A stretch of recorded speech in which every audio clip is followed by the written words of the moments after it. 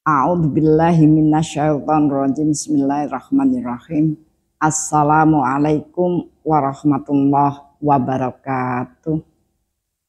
Alhamdulillahi rabbil alamin. Asyhadu an la ilaha illallah wa asyhadu anna Muhammadan abduhu wa rasuluh.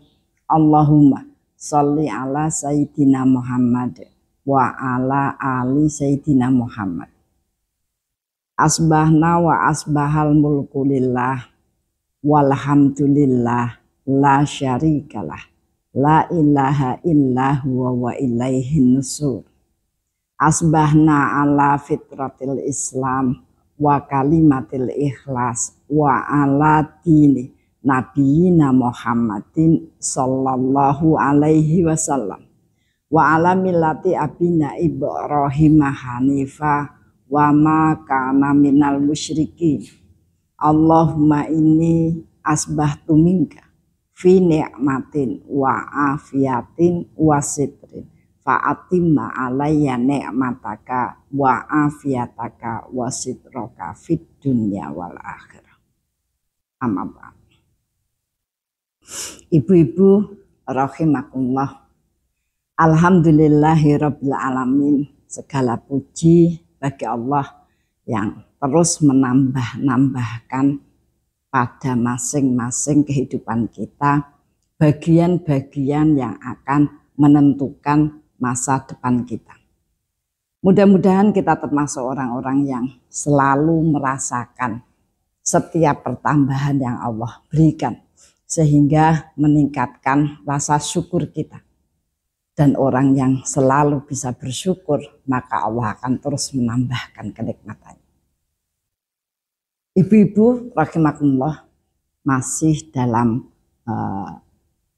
rangkaian ya, kita sudah selesai dalam karunia yang besar yang diberikan Allah lewat Ramadan.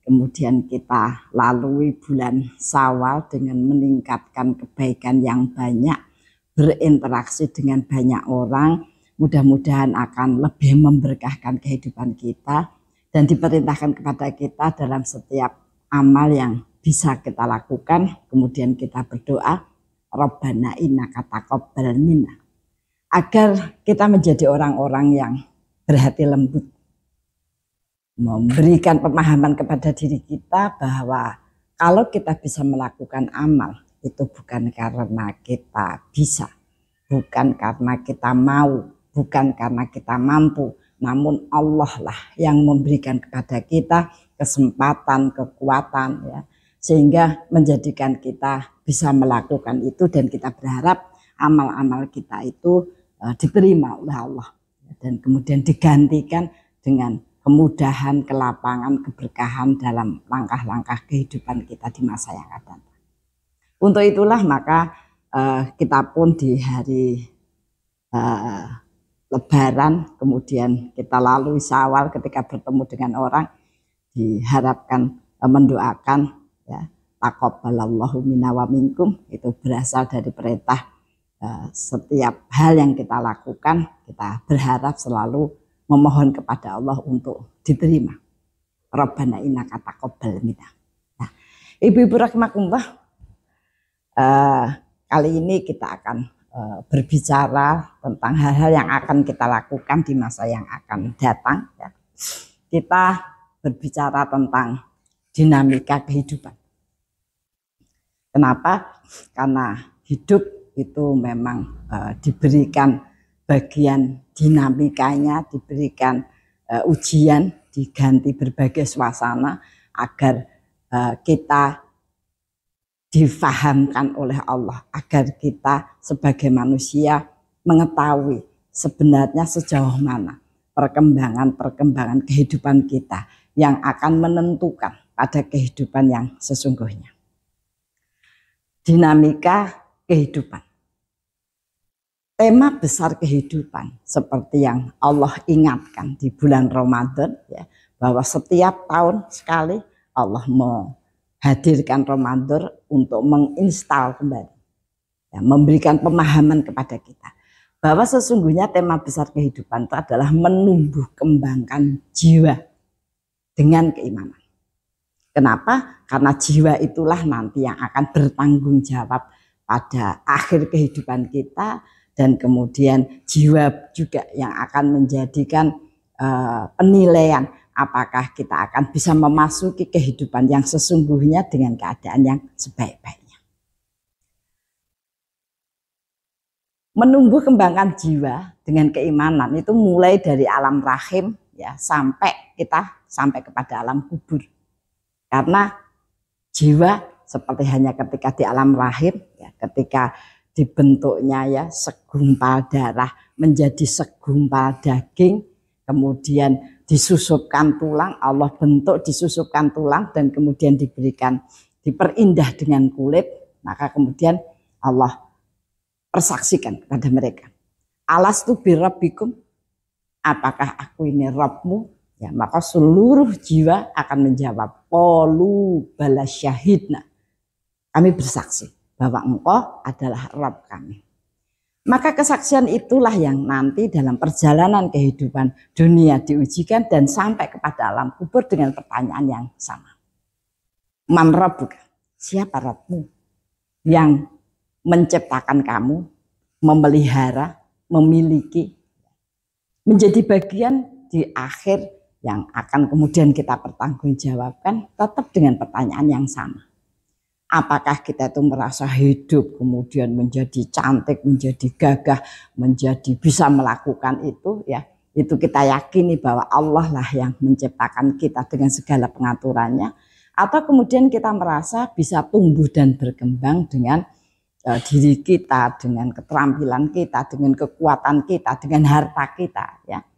Maka kita kelak akan ditanyakan kepada jiwa tentang man rabbuka, siapa Rabbmu, apa agamamu, apa yang menjadikan dasar dalam proses kehidupanmu, siapa nabimu ya, dan apa kitabmu ya. Itu sampai dilakukan ya di anak-anak dengan bersukacita bahwa itulah yang menjadi pertanggungjawaban kita ketika kita di alam rahim, kemudian lahir ke dunia, sampai kemudian pertanggungjawaban kembali di alam kubur. Ibu-ibu rahimakumullah ya, maka dinamika kehidupan itu kemudian diberlakukan untuk memberikan kesempatan ya pada siapa yang bisa menjaga proses kehidupan dan menghasilkan jalan-jalan kebaikan. Jangan lupa bahwa hidup itu yang dinilai adalah prosesnya, bukan hasil. Kalau toh kita diperlihatkan hasil, kalau toh kita tuh menikmati hasil, itu dalam rangka untuk memperbagus proses kembali. Jadi jangan gagal fokus. Allah selalu memberikan bagian-bagian dalam perjalanan proses kehidupan kita ya, sampai kemudian didatangkannya Ramadan pada setiap tahun untuk mengembalikan fokus kita. Kenapa? Karena orang yang fokus, orang yang mempunyai fokus yang bagus, maka dia akan punya orientasi yang lebih luas, cara pandang yang lebih luas. Yang kedua, mendapatkan jalan-jalan yang strategis dalam setiap hal, sehingga waktunya lebih efisien untuk bisa melakukan banyak kebaikan. Ya. Kemudian yang ketiga, akan bisa menjadi produktif. Itu sebabnya kenapa Allah memberikan ketetapan, ada kewajiban-kewajiban agar manusia itu selalu berlatih untuk menjadi fokus. Sehingga proses dalam kehidupannya itu menjadi proses yang selalu terjaga untuk menghasilkan jalan-jalan kebaikan. Ya. Nah, misalnya ya, Allah perintahkan kita sholat. Kenapa sholat?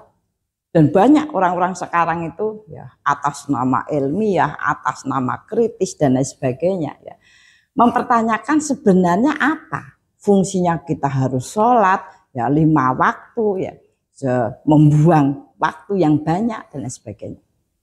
Mereka terlalaikan ya, tidak fokus kembali kepada kehidupan, bahwa sesungguhnya diperintahkan sholat itu agar kita sampai kepada ketakwaan.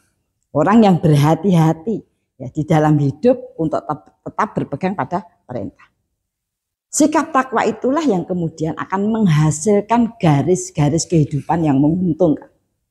Allah berikan garis rahmat Yang dengan itu maka manusia itu menjadi mudah, ya, menjadi mudah, menjadi senang dan semangat dalam kebaikan. Maka sampai dikatakan orang bisa beramal itu bukan karena dia pinter, bisa, punya fasilitas, semata-mata karena rahmat. Faktanya banyak orang yang punya waktu yang luang, fasilitas yang banyak, badan yang kuat. Namun ketika rahmat itu tidak turun, maka dia juga tidak akan bisa memanfaatkan kesempatan-kesempatan. Hatta yang paling wajib adalah sholat.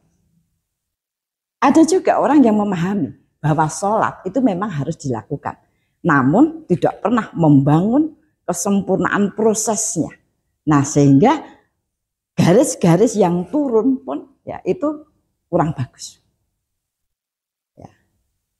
Sudah sering kita sampaikan. Kalau rahmat itu kecil, garis rahmat itu yang turun kecil ya, maka kita dibuat merasa tertekan ya, atau sulit mencari waktu ya, hatta untuk hal yang penting. Ya. Dulu pernah saya ceritakan saya bertemu dengan sopir ya, ada gokar, ada taksi karena begitu kendaraan saya sehari-hari. Beliau bercerita karena jemput saya itu dari pengajian, orangnya banyak, maka dia berusaha bercerita untuk hal-hal yang dekat ya dengan keimanan. Dia bilang, Bu, kami itu sebenarnya walaupun kerjaannya begini, maksudnya nyopir di lapangan, tapi kami berusaha untuk bagaimana menjadi orang yang baik. Kami juga kepingin setiap kali ada kumandang adzan, maka kita kemudian menepi dan kemudian sholat. Faktanya kata dia, itu di lapangan tidak bisa selalu begitu, bahkan jarang bisa begitu. Ketika ada adzan, kita sedang dapat panggilan, sedang dapat penumpang, sehingga kita harus menghormati penumpang, bagaimana mengantarkannya. Kadang-kadang perjalanan itu membuat kemudian kita sholat terlambat dan lain sebagainya. Saya bilang, sudah ceritanya Pak, saya bilang gitu, boleh saya kasih masukan? Gerakan jiwa, ya. Dalam syariat itu dikatakan jiwa itu disuruh kemudian mempunyai keyakinan yang kuat. Fokus bahwa ketika saya bisa menyempurnakan kewajiban itu, maka Allah akan membukakan jalan kebaikan yang banyak. Jiwa yang bersungguh-sungguh, kemudian berusaha untuk melakukannya, maka Allah lah yang akan mencarikan waktu. Allah lah yang akan memberikan suasana bahwa setiap kemudian adzan kita dapat panggilan. Yang jadi masalah, kadang-kadang kita tidak niat serius ke sana. Allah tidak melihat upaya-upaya kita. Maka kata Bapak itu berarti cerita saya tadi salah ya, saya bilang salah. Ya, nah itu yang banyak terjadi. Suatu ketika saya itu mau pakai becak. Becak itu berhenti di depan masjid. Maka saya pilih dengan harapan, wah Bapak itu sudah hidupnya susah ya. Kemudian ya kita tolonglah. Gitu. Saya bilang sudah sholat Pak, belum Bu. Lah saya itu nunggu seharian. Tak rewangi saya tidak sholat aja, kadang-kadang tidak ada penumpang, apalagi saya tinggal sholat gitu. Ternyata kenapa orang miskin, orang yang menderita itu kemudian tambah menderita karena dia memang tidak menyiapkan jalan-jalan kebaikan sehingga tidak menjadi mudah hidupnya. Ya, jadi kenapa kita sholat? Kenapa Allah perintahkan dalam suatu amal? Karena itu berdampak pada perjalanan dan langkah-langkah yang mudah di masa yang akan datang. Nah, itu tadi bagian kenapa kita harus puasa. Oh, karena ternyata kekuatan yang besar pada manusia untuk menyelesaikan masalah itu dengan kekuatan menahan diri. Orang yang punya daya tahan menahan diri, maka dia akan selalu mengambil keputusan yang tepat dibanding dengan orang yang selalu bereaksi cepat. Ya, bereaksi cepat. Karena memang itu ujian, Ya, tidak sekedar berpendapat kalau saya itu ada masalah yang tak selesai. Apakah kemudian selesainya itu menghasilkan jalan kebaikan? Nah itu yang perlu dikoreksi. Maka dihadirkannya Ramadan. Banyak makna, banyak hal yang bisa diambil dari Ramadan kita.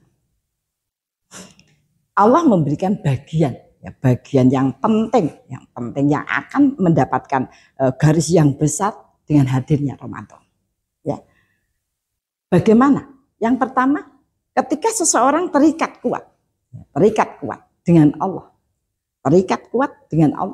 maka dia akan menjadi magnet, dia punya ikatan, kumparan ya, kumparan yang kuat, maka dia akan jadi magnet. Magnet bagi muamalah itu menjadikan dirinya punya magnet yang bisa mendekatkan kebaikan dan orang baik, menjauhkan kejelekan dan orang jelek. Itu sudah 75% hidup adalah amal. Yang kedua, dia mendapatkan magnet rezeki. Rezeki itu sudah digariskan. Namun ketika kita itu memperhatikan tabungan kita, lewat bagaimana kita berzikir, lewat bagaimana kita bertilawah, kemudian wirid, berdoa, tabungan-tabungan itu yang kemudian menjadikan magnet rezekinya kuat. Banyak yang sebenarnya tidak menjadi garis dia didatangkan padanya. Kenapa? Karena tadi magnet rezekinya itu kuat. Coba baca, dengarkan. Ada pelatihan yang dinamakan magnet rezeki. Menurut mereka itu akan mendatangkan bagian yang besar. Namun Allah memberikan tahu kita, bahkan kemudian dimasukkan dalam program Ramadan, bagaimana seseorang itu terjamin, bahkan lebih dari apa yang dia inginkan ketika dia punya ikatan yang kuat pada amal-amal yang Allah berikan kepadanya. Nah, itu menjadi bagian-bagian yang kemudian perlu kita pahami, ya, bahwa hidup itu memang sebuah keterikatan. Kalau orang kemudian berpendapat hidupnya tidak mau terikat, ya orang yang berputar dan tidak punya ikatan yang kuat pastilah akan terlempar. Yang pertama, dinamika kehidupan itu dimulai dari alam rahim. Ujian bagi orang tua ya, adalah menjaga janin dan memberikan suasana keimanan. Mulai seorang ibu itu hamil, ya, maka sesungguhnya yang harus dipersiapkan, yang harus dia bangun, ya, adalah bagaimana membangun keikhlasan. Apa itu keikhlasan? Lebih konsentrasi, fokus pada perintah-perintah yang Allah berikan. Ya, itu ikhlas. Sehingga dengan demikian akan membangun, ya, sifat dan sikap yang bagus untuk janin. Kadang-kadang yang menjadi masalah di masyarakat pada umumnya, dia terkonsentrasi ketika hamil itu pasti dia punya banyak keinginan, ya, keinginan bayinya lah, keinginan ini dan sebagainya, tidak terkonsentrasi pada apa yang dia lakukan. Ya. Nah, hukum ini ya itu dipakai di orang-orang Yahudi. Ketika ada wanita Yahudi itu hamil, maka dia harus laporan. Setiap kali laporan ke bidan, ke dokter, maka pulang dia akan dikasih PR. Ada matematika, ada apa, untuk apa? Menyibukkan ibunya dalam aktivitas yang positif. Aktivitas yang positif, ya. Dilarang ke mall, ya.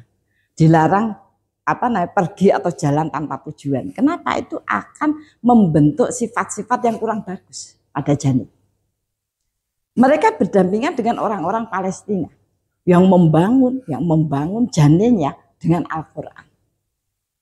Jadi jangan heran, di Palestina itu rata-rata anak umur 7-9 tahun itu hafal Quran. Kenapa? Ya karena dibangun sejak di dalam janin itu untuk didekatkan dengan Al-Quran.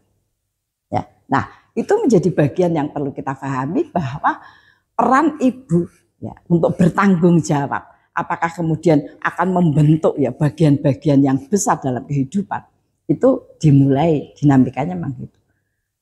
Tidak ada yang menafikan bahwa ketika hamil itu rasa badannya kemudian tidak nyaman, kemudian mau muntah, rasanya remuk semua ya dan lain sebagainya. Ya rasanya saja.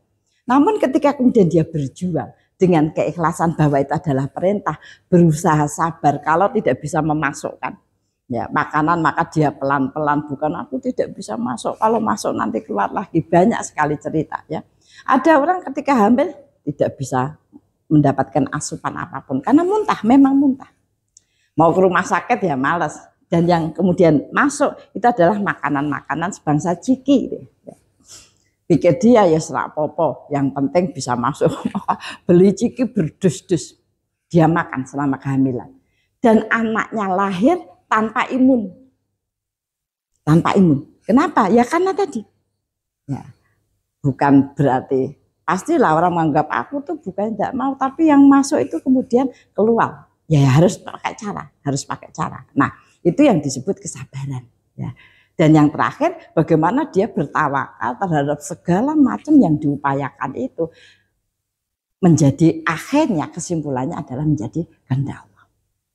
Nah, banyak sekali yang kemudian terjadi. Ada seorang ibu, ya, bagaimana dia memelihara kandungannya, ya, dan lain sebagainya. Ternyata kemudian ketika keluar, ya, anaknya memang ditenggarai ada kelainan di otak, sehingga tidak bisa berkembang. Diberi di inkubator. Dokternya menyatakan bahwa anak ini tidak akan bisa hidup lama. Kalau toh hidup, dia tidak akan bisa berjalan atau lumpuh selamanya dan lain sebagainya. Maka si ibu menerima segala sesuatu yang Allah berikan kepadanya, lalu berusaha untuk memperbaiki upayanya agar bisa menghasilkan jalan-jalan kebaikan yang banyak.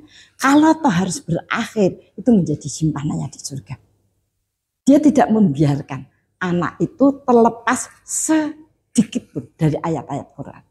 Kalau dia capek digantikan yang lain. Tidak pernah ada jeda waktu anak itu, bayi itu tidak mendengarkan Al-Quran.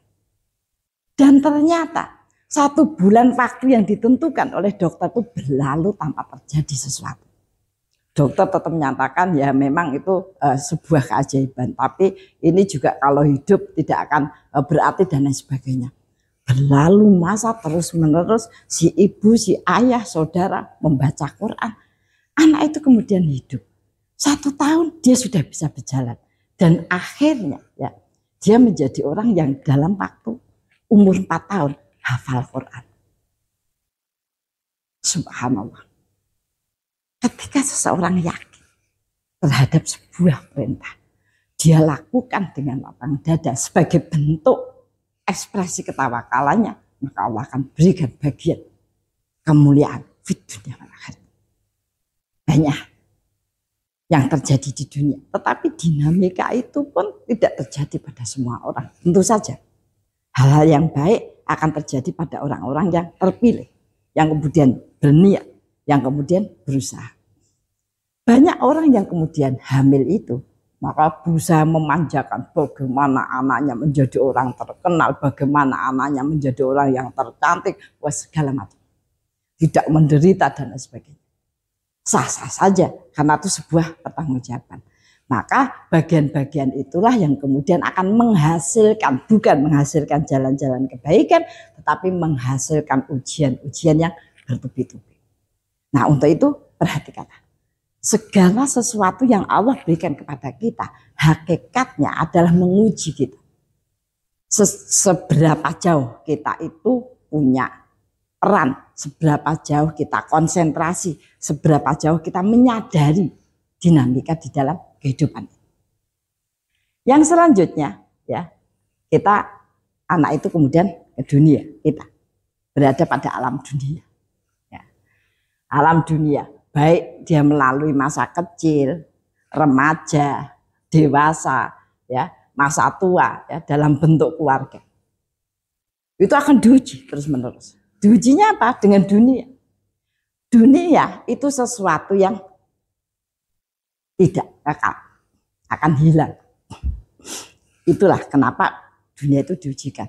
Namun memang tidak bisa terbantahkan bahwa dunia itu adalah kenikmatan yang besar. Dunia adalah kenyamanan, dunia adalah kesenangan, dunia adalah kekuasaan. Maka banyak hal orang yang tertipu oleh dunia. Karena dunia itu tidak kekal dan dunia itu digariskan. Banyak orang memiliki cita-cita yang tinggi terhadap dunia. Namun kalau kemudian itu tidak digariskan, maka akan menjadi tekanan-tekanan di dalam jiwanya. Sementara bagian-bagian akhirat yang dijanjikan oleh Allah, sekecil apapun kita melakukan, kadang-kadang tidak menjadi perhatian. Kenapa? Karena sudah tertutup oleh dunia. Maka kita lihat sekarang, ya, masa kecil, masa kecil anak-anak itu sudah bertabrakan, digempur habis-habisan oleh dunia. Ya. anak kecil yang tidak bisa kemudian memberikan kehormatannya kepada orang tua, anak kecil yang segala macam. Karena memang anak kecil itu bentuknya nafsu. Ya, kalau kita pengen tahu setinggi apa ya, dunia itu sekarang, ya pada anak kecil-kecil itu. Ya, anak kecil itu sudah bisa memilih, sudah bisa memerankan, sudah bisa mogok, sudah bisa melakukan banyak aktivitas yang di luar nalar orang tuanya. Ada anak kecil umur kelas 1, ya, anak kecil TK. Dia nggak mau sekolah, nggak mau sekolah. Dia bilang, kenapa kamu nggak sekolah? Guruku soalnya diganti. Kenapa diganti? Gurunya galak. Enggak, guruku yang penggantinya itu enggak cantik, jadi aku enggak mau, katanya. Anak kecil TK. Dan orang tuanya hanya tertawa aja. Dia katakan, oh iso-isone anak kecil kok sudah tahu. Nah itu tadi, dunia itu sudah sedemikian ajam. Ada anak kecil yang kemudian menginginkan sesuatu, ya, kemudian orang tuanya tidak boleh karena itu memang tidak untuk anak kecil, kurang bagus dan lain sebagainya. Dia mengancam, aku bunuh diri loh, aku melompat loh, katanya. Ya. Itu bagian-bagian yang kadang-kadang sudah tidak terfikirkan oleh orang tua. Namun itulah dunia. Ketajaman dunia itu bisa dilihat dari perkembangan anak-anak menghadapi ya, apa-apa yang ada di sekelilingnya. Nah lalu bagaimana? Lalu bagaimana kita mengkondisikan ya? Maka memang orang tuanya itu harus mendatangkan bagian rahmat yang besar, dalam proses kehidupannya itu. Nanti dari anak-anak yang berkembang dengan segala macam fasilitas, kenikmatan, tidak mau berlelah-lelah, tidak mau mengolah dirinya untuk memberikan kemanfaatan yang banyak ya, kemudian beralih menjadi remaja. Itu menjadi lebih berbahaya. Rasul menyampaikan anak itu umur 7 tahun ya, kemudian dia dari kecil diajari sholat, umur 7 tahun dia sudah dengan peringatan. 10 tahun tidak mau sholat dipukul. Sesuatu yang tidak membahayakan. Untuk memberitahukan bahwa itu hal yang harus. Walaupun memang kita harus orang tuanya itu menurunkan rahmat yang besar.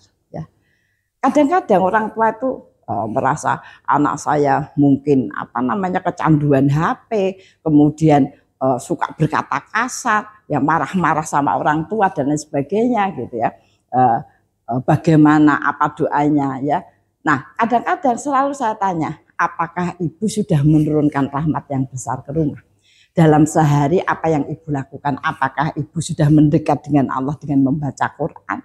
Ya. Berapa juz sehari? Hampir kebanyakan menyatakan, ya Bu, saya memang tidak membaca Quran karena begini. Nah, yang dilihat oleh Allah adalah upaya-upaya menurunkan rahmat. Termasuk di dalamnya, kenapa kemudian kita disuruh aktif di majelis taklim, bapak-bapak disuruh aktif di masjid. Kenapa? Karena itu adalah asupan-asupan rahmat yang besar. Banyak sekali kemudian rumah-rumah itu tidak bisa menyerap rahmat yang besar. Ya karena suasananya, karena aktivitasnya. Maka sebaiknya kita tetap minimal seminggu sekali seperti hanya Allah membuatkan majelis yang besar untuk bapak-bapak, yaitu hari Jumat, wajib Jumatan itu. Coba kalau tidak ada, kenapa? Karena memang bapak-bapak itu kerja, kesempatan untuk bagaimana bermajelis itu sedikit dan lain sebagainya. Oleh Allah dibuatkan sebuah peraturan agar bapak-bapak itu mendapatkan rahmat yang besar sebagai apa? Pemimpin, sebagai pemimpin. Ya diturunkan rahmat yang besar. Bagi ibu-ibu, kita ada di majelis karena tempat turunnya rahmat yang besar itu hanya 2, di majelis dan masjid. Kalau kita berbicara, menurut saya lebih suka saya itu ngaji di YouTube. YouTube itu tidak menurunkan rahmat. YouTube itu memberikan kebaikan, ya, menambah ilmu, ya, tapi rahmat turun di majelis.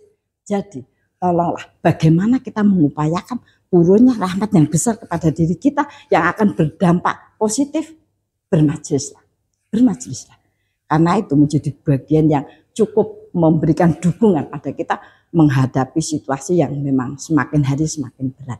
Sekalipun itu anak-anak kita, ya, anak-anak kita. Nah, jadi bagaimana kemudian remaja, bagaimana kemudian dewasa, ya, banyak anak-anak, ya, remaja, dewasa itu sudah membuat benteng. Seolah-olah mereka ditekan ya, untuk selalu ke masjid, selalu baca Quran, seolah-olah mereka merasa dihadang dunianya.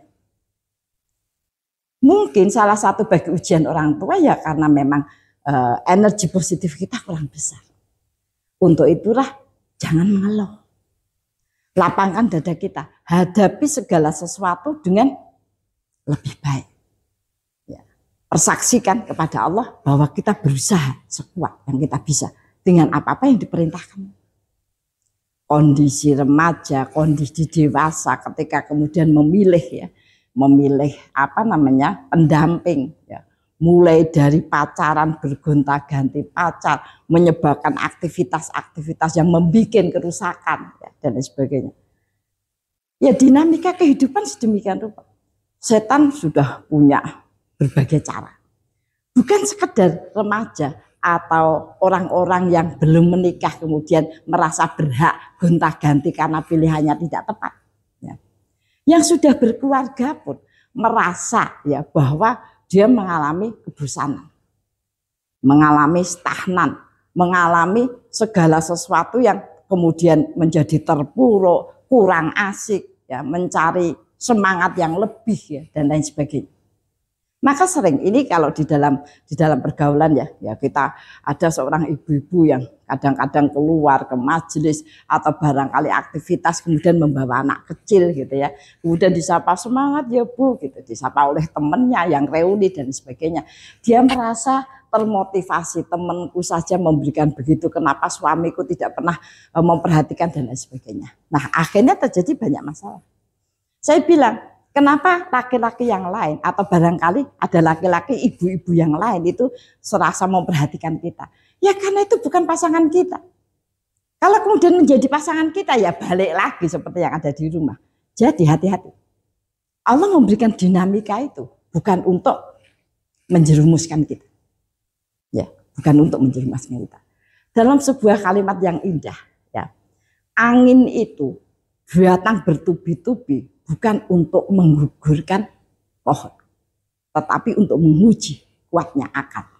Ujian juga begitu, didatangkan oleh Allah bertubi-tubi, itu bukan untuk merusak kehidupan kita, namun untuk memastikan apakah kita punya keyakinan yang kuat dalam kehidupan ini. Ya, jadi jangan salah paham. Banyak sekali kalau dalam bahasa TikTok ya, ada seorang suami yang konangan HP-nya, dia banyak berhubungan dengan banyak perempuan, dibuka istrinya itu mau klarifikasi, suaminya sholat terus entah berapa kali sampai istrinya tertidur. Itu bahasa TikTok, bahasa guyonan saja.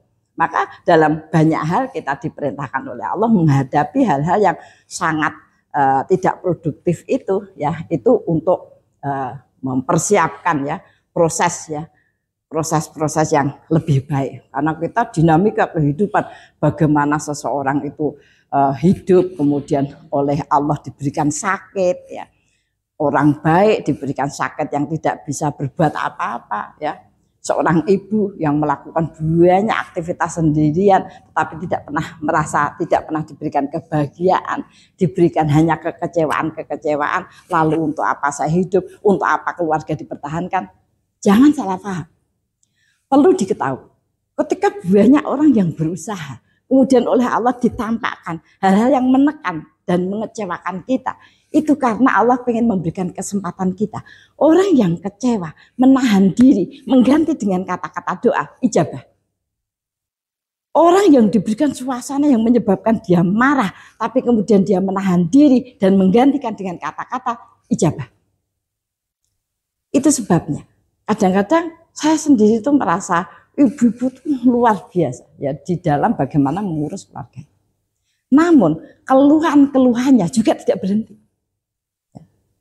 Padahal orang baik itu ketika dia bisa menahan keluhan. Maka ketika kemudian Allah bantu kita dengan mengalami kekecewaan yang sangat berat, tahan. Latih diri kita untuk tetap bertahan. Dan selalulah mengatakan yang baik. Bahkan berdoalah, maka itu akan diberikan ijabah. Ya. Jadi itu adalah bagian-bagian yang perlu kita pahami bahwa kehidupan itu akan terus terjadi dinamika.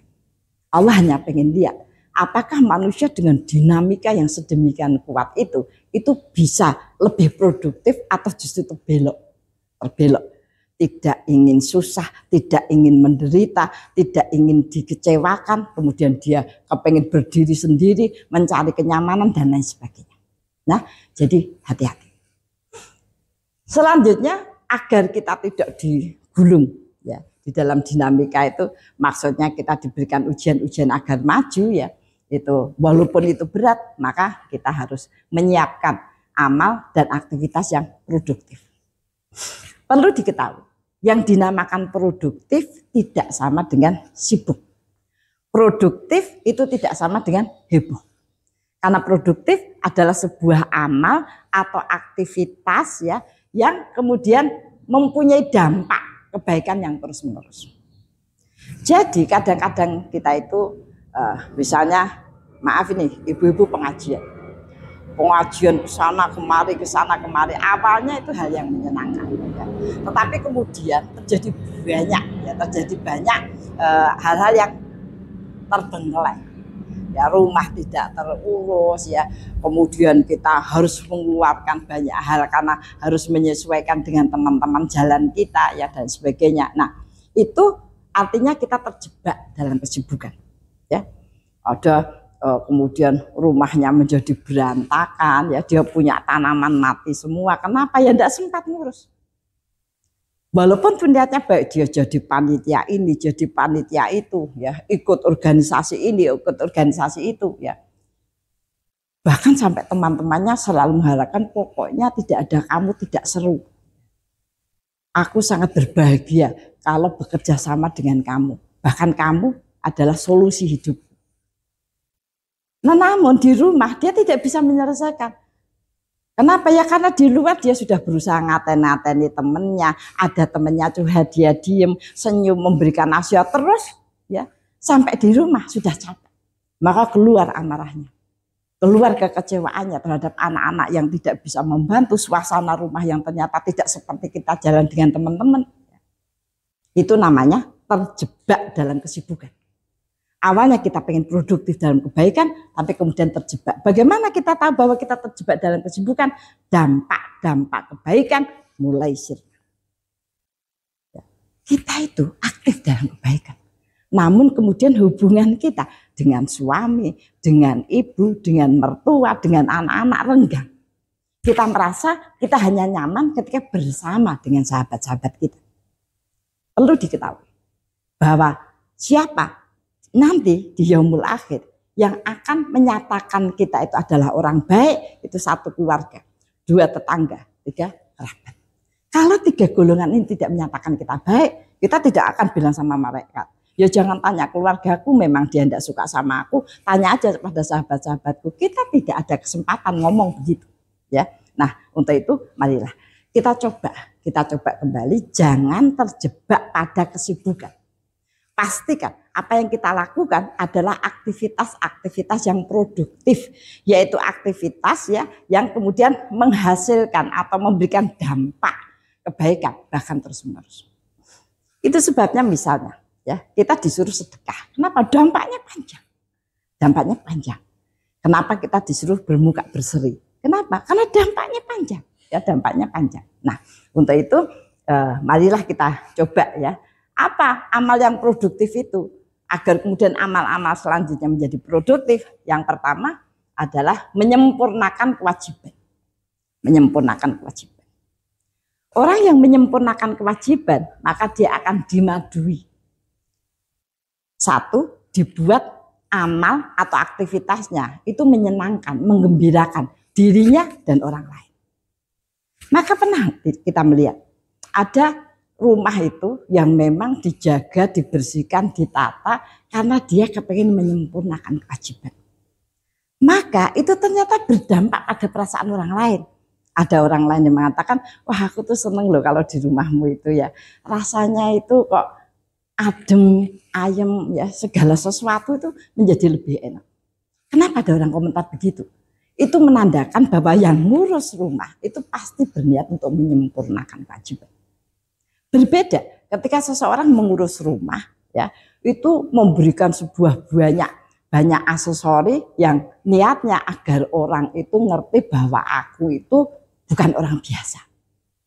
Bahwa aku itu selalu memilih barang-barang yang bagus. Maka efeknya terhadap orang juga berbeda. Seperti hanya orang memakai baju.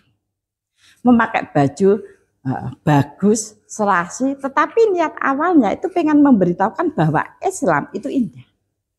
Berbeda dengan orang yang selalu kepengen pakai baju bagus agar orang mengerti bahwa walaupun aku kerudungan itu tidak desit, bahwa ketika aku kerudungan aku mengikuti ya mode-mode yang ada. Maka pengaruhnya terhadap orang lain juga berbeda. Sekali lagi, orang yang berniat menyempurnakan ya kewajiban, maka Allah akan memaduinya. Dibuat apa-apa yang dilakukan, ya aktivitas yang dilakukan itu menyenangkan untuk dirinya dan orang lain. Ya. Yang kedua, diakhirkan dalam keadaan beramal soleh. Wow, itu sebuah hal yang sangat luar biasa. Saya sangat menyukainya. Sehingga ketika kemudian misalnya kita mengurus rumah. Bagaimana mengurus rumah itu? Mengurus rumah agar kita dikategorikan menyempurnakan kewajiban. Maka perintah mengurus rumah itu ada 4. 1 bersih, 2 suci, 3 rapi, 4 menginspirasi. Kalau kemudian kita bisa mewujudkan itu, maka kita tercatat sebagai orang yang menyempurnakan kewajiban. Nah, itu bagian-bagian bagaimana cara kita menyempurnakan kewajiban. Bagaimana kita kemudian menyempurnakan kewajiban kita kepada orang lain, maka kita hormati tetangga, kita berikan kebaikan. Ya. Bahkan tidak satu pun ya dari tetangga itu yang belum pernah merasakan kebaikan. Ya. Semua pernah merasakan kebaikan.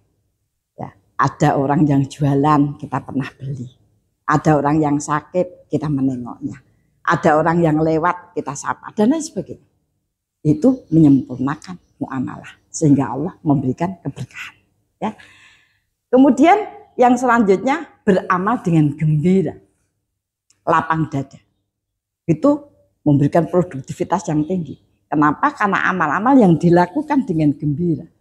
Atau lapang dada, bukan senyum-senyum, bukan ketawa-tawa. Yang dilakukan dengan gembira. Maka sampai ada orang mengatakan gini, orang itu harus gembira. Dia bertanya, Bu Diah, agar kita selalu gembira, boleh enggak kalau kita itu membayangkan cak lontong? Nah, itu mah namanya ketawa-tawa ya. Lapang dada. Menerima segala sesuatu yang diberikan kepada kita. Kenapa? Karena akan diberikan balasan lebih ya yang dia inginkan. Itu. Maka kadang-kadang apa yang harus kita kerjakan, kita sempurnakan. Kemudian kalau kita itu rasanya sumpek, ya kita harus cari cara. Bagaimana kita bisa lapang dada, kita bisa gembira, ya diganti-ganti doanya ya. Sehingga kemudian Allah memberikan bagian yang mudah, bagian yang punya pengaruh besar, ya tercatat ya sebagai kebaikan. Dulu sering saya sampaikan, banyak orang yang beramal dengan lapang dada, dengan kegembiraan, ya bahkan kemudian Allah memberikan lebih ya, dari yang diharapkan. Ya. Kemudian yang selanjutnya, memiliki amal yang bisa dilakukan terus-menerus. Ya. Ambillah sebuah amal yang mudah, yang kita senang. 1, jangan pernah dilepas. Pastikan dilakukan terus-menerus. Kenapa? Karena itu akan membangun sikap istiqomah. Dan apakah kita tahu? Sikap istiqomah itulah yang akan mencegah kita mendapatkan penyakit-penyakit sosial yang kadang meruntuhkan ya, bangunan kehidupan kita. Apa itu? Orang yang sudah ada pada derajat istiqomah, maka dia akan dicabut rasa takut pada masa depan.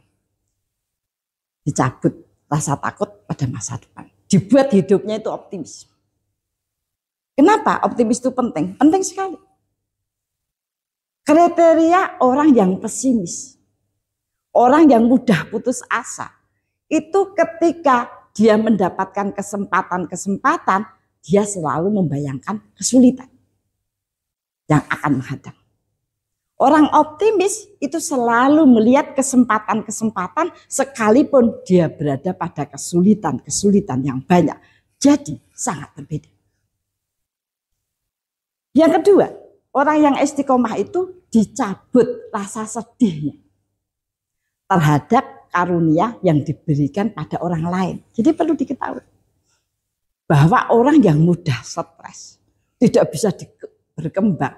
Walaupun dia tidak mengakuinya, itu karena takut pada masa depan. Yang kedua, kesedihan yang membuat orang itu terpuruk. Ternyata sumber kesedihan itu adalah karunia yang diberikan pada orang lain. Banyak kita lihat ya, misalnya ada perumahan. Perumahan tuh modelnya sama, perabotnya sama, bahkan bunganya juga sama. Tetapi ketika salah satu di antara mereka dan lebih mempunyai mobil misalnya, itu sudah menjadi tidak akrab lagi. Sudah menjadi gap. Kenapa? Karunia yang diberikan kepada orang lain itu memang ternyata menjadi sumber kesedihan. Ada seseorang dulu mahasiswanya akrab, sama-sama aktivis, sama-sama pinter kemana-mana, kemudian terpisah dalam waktu yang lama. Sudah punya anak dan sebagainya, reunilah mereka. Yang satu kemudian jadi kepala sekolah, yang satu ibu rumah tangga, anaknya banyak, tidak ada pembantu. Walaupun dia mengucapkan barokallah, dia merasa senang. Sejak itu persahabatnya mulai renggang. Kenapa? Karunia yang diberikan pada orang lain dan kemudian kita tidak bisa terima, itu akan menjadi bagian yang sangat berbahaya dalam kehidupan kita. Nah, untuk itu Allah memberikan penyelesaiannya. Bangunlah kepribadian yang kita ikut berbahagia. Coba bayangkan, ketika ada seseorang itu membeli sepeda motor. Kemudian kita sampaikan barokallah, kita berdoa bahkan dia tidak tahu, ya Allah berkahkanlah sepeda motornya. Jadikan dia orang yang berbuat kebaikan yang banyak dengan itu. Jadikan dia orang yang kemudian jadi sebab kebaikan dengan itu. Maka dijawab malaikat, semoga demikian juga dengan kamu. Walaupun kita tidak memiliki sepeda motornya, namun kita menjadi sebab kebaikan, berkah dengan apa yang kita dapat. Bayangkan, impas. Allah akan memberikan hal yang sama ketika kita mampu mengolah jiwa. Ya, jadi hati-hati. Yang ketiga, orang yang keistiqomah itu diberikan rasa bahagia terhadap amal yang bisa dilakukan. Zaman sekarang, orang itu merasa kurang. Ketika dia sudah beramal, itu pun dia akan marah-marah kepada orang lain karena tidak beramal. Tidak pernah merasa bahagia. Kenapa ya? Karena tadi ternyata kesedihan dan bangunan ketakutan pada masa depan itu belum bisa hilang. Nah, untuk itu marilah kita coba. Ketika kita tuh sudah beramal, kita sudah tidak mikir seperti itu. Suatu saat tuh tiba-tiba kita sedih melihat orang lain mempunyai sesuatu. Tiba-tiba kita takut menghadapi masa depan kita. Kita juga heran, kenapa aku bisa berpikir begitu? Padahal sudah berlatih, padahal aku tidak bisa begitu. Ya, tahu apa yang terjadi? Karena kita meninggalkan amal-amal yang sudah biasa kita lakukan. Maka saya ada saudara sudah punya penyakit berat, kemudian dia nelpon, nangis-nangis, ya, semacam-macam keluhannya. Maka saya bilang, berhenti dulu. Aku mau tanya, amal apa yang kamu lepaskan? Coba kamu titik dulu. Amal apa yang kamu lepaskan, kemudian lakukanlah. Maka seluruh perasaanmu akan hilang. Jadi hati-hati. Bukan karena apa yang kita punya, bukan karena siapa yang kita hadapi, namun sebab kehidupan yang sangat menjadikan kita tenang adalah amal-amal yang terus kita lakukan. Yang terakhir, memiliki amal yang mempunyai kemanfaatan yang luas. Memiliki amal yang punya kemanfaatan yang luas. Dalam bahasa yang disampaikan oleh Rasul, ada 3 hal yang akan terus menjadi bagian kita di kehidupan dunia sampai akhir. Yaitu memberikan ilmu. Kita punya ilmu, memberikan ilmu menjadi sebab ya orang menjadi mudah dalam berbuat kebaikan. Kemudian yang kedua, amal jariah. Amal jariah itu bentuknya kita memberikan sesuatu. Baik itu pinjaman kepada Allah maupun memberikan sesuatu yang membahagiakan orang terus-menerus.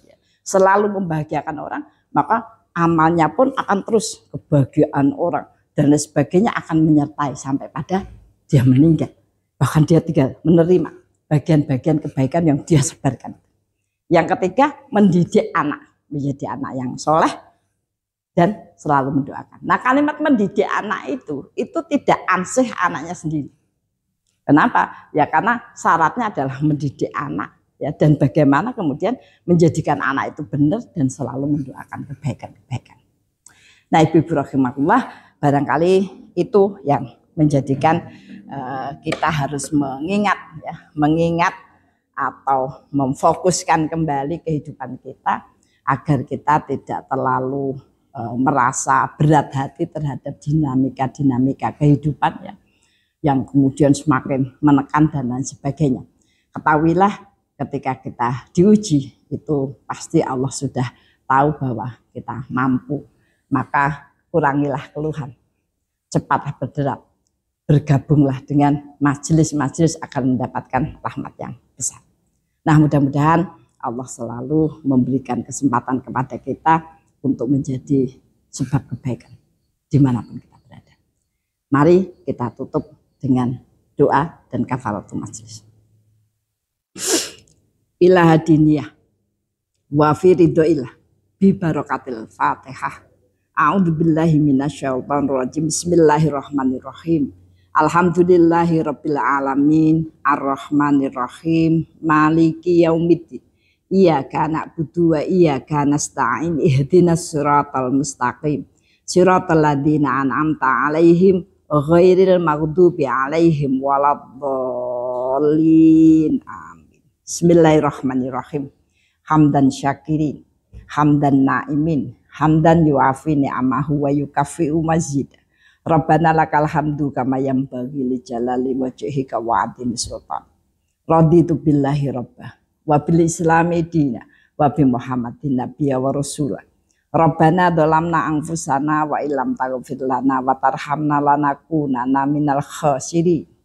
Rabbana ighfir lana wa li ikhwanina alladziina sabaquna bil iman wa la taj'al fi qulubina ghillan lil ladziina amanu rabbana innaka ra'ufur rahim.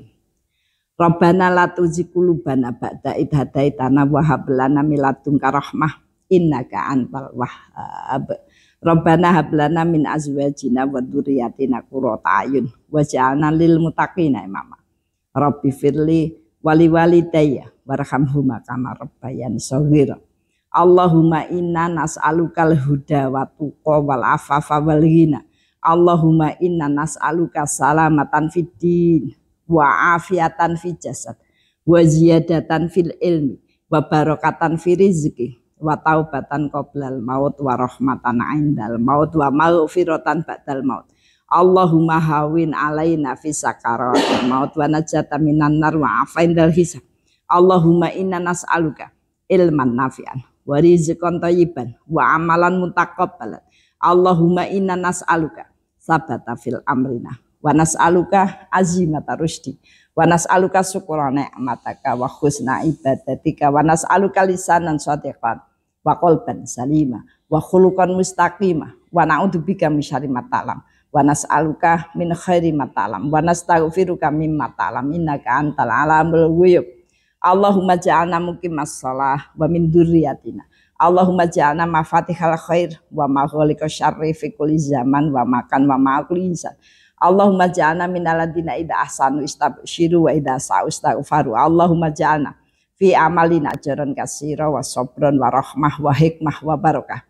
Allahumma rzuqna ya rabbi fahman nabiyyin wa khifdal mursalin wa ilhamal malaikatal muqarrabin ya arhamar rahimin. Rabbana atina min ladunka rahmah wa hayyi lana min amrina rasyada. Rabbana atina fid dunya hasanah wa fil akhirati hasanah wa qina adzabannar. Subhana rabbika rabbil izzati amma yasifun wassalamu ala mursalin walhamdulillahi rabbil alamin. Kita tutup dengan kafaratul majlis. Subhanakallahumma wa bihamdika asyhadu alla ilaha illa anta astaghfiruka wa atubu ilaik. Al-haqqu mir rabbik wala takunanna minal tarim. Minkum. Assalamualaikum warahmatullahi wabarakatuh.